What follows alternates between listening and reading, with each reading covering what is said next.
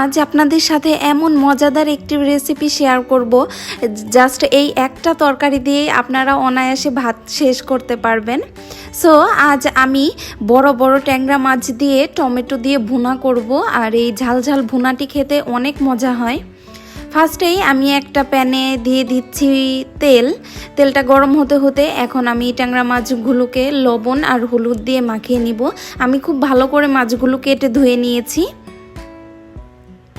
আর ট্যাংরা মাছটা ভাজার সময় অবশ্যই একটু খেয়াল রাখতে হবে, কারণ এটা তেলে দেওয়ার পর একটু ছিটে আসে। এর জন্য তেলের মধ্যে আমি সামান্য পরিমাণ লবণ আর একটু হলুদ গুঁড়া দিয়ে নিলাম। এখন মাছগুলো আমি আস্তে আস্তে দিয়ে ভেজে নিব।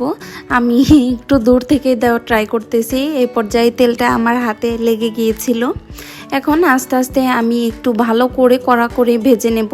যেহেতু এই মাছটা হতে একদমই টাইম লাগে না, আমি জাস্ট 1 মিনিটের মতো এপিট ওপিট ভেজে নিয়েছি। এখন আস্তে আস্তে উল্টে পাল্টে নিব।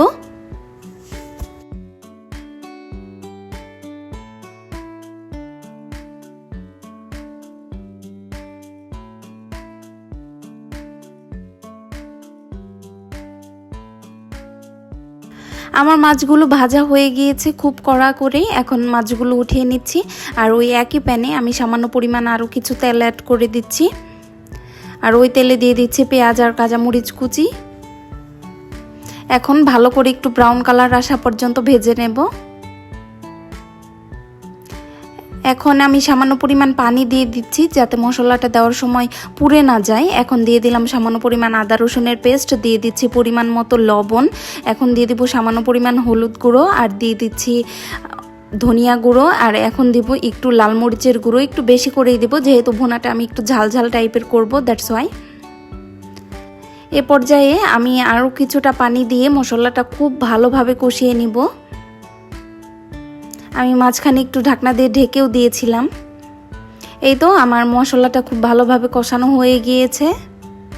আর 2টা টমেটো আমি এভাবে পিস পিস করে কেটে নিয়েছি, একদম ছোট করে, লম্বা লম্বা করে।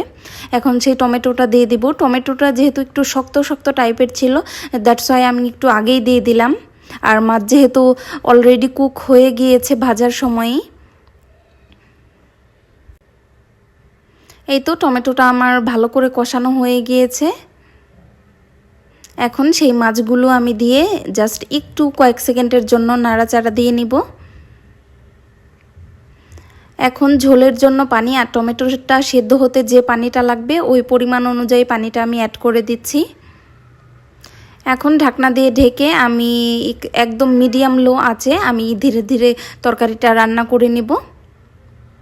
তরকারিতে জালটা যত লো হিটে দেওয়া যাবে তরকারির স্বাদটাই তত ভালো আসবে।